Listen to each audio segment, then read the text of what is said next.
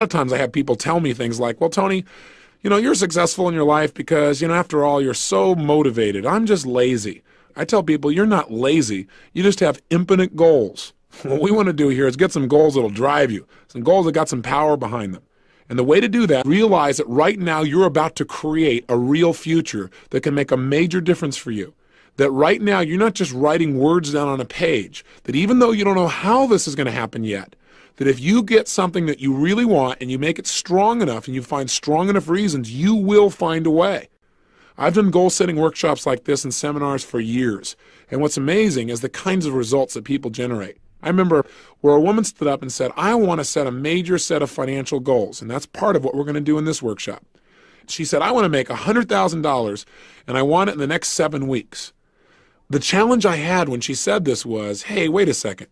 7 weeks is too short a period of time. This woman has never made over $30,000 in a year in personal income. How in the heck is she going to make $100,000, especially when she has no plan? Now, while on the one hand, I'm not supportive of just setting goals arbitrarily like that, on the other hand, who am I to say what you're really capable of or not capable of? I think it's true that sometimes people set up goals that aren't realistic, meaning they really have no clue how it can be pulled off. But I also know that there's tremendous power if you get committed enough. And so as I started to tell this woman, well, maybe you ought to relook at your goal, she was so strong about it that I decided to just let her keep it. Who am I to stand in her way? And a good thing I didn't. 6.5 weeks later, she won the lottery and made exactly $100,000. Now, what's really interesting about this story is 6 months later, she came back to a seminar, and we talked about in the seminar what she had done. She set another goal that within 6 months this time, it wasn't quite as urgent, she'd make $150,000. Well, she made $200,000 again through a lottery. Now, I'm not suggesting set a bunch of lottery goals here by any stretch, and I'm not big on it. I don't buy lottery tickets.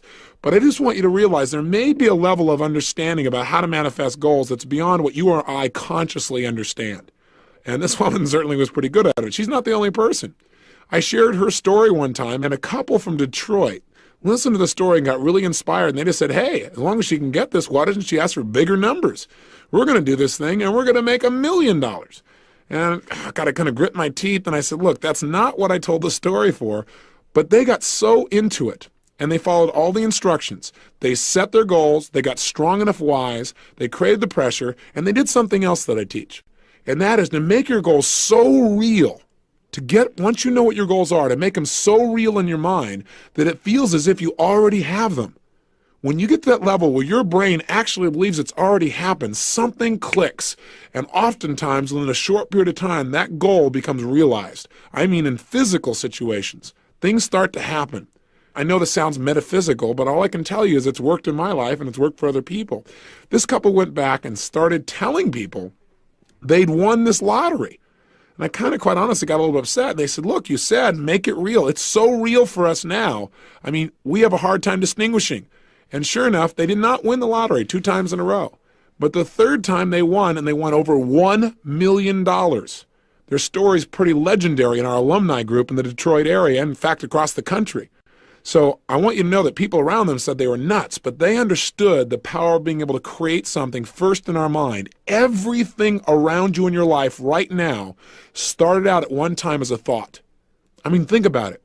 What are some things that you have in your life right now? Some relationships, some people, some skills, some beliefs, maybe a job that once was nothing but a goal.